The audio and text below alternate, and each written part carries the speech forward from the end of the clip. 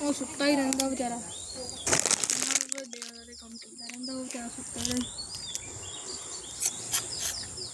ਉੱਠਦਾ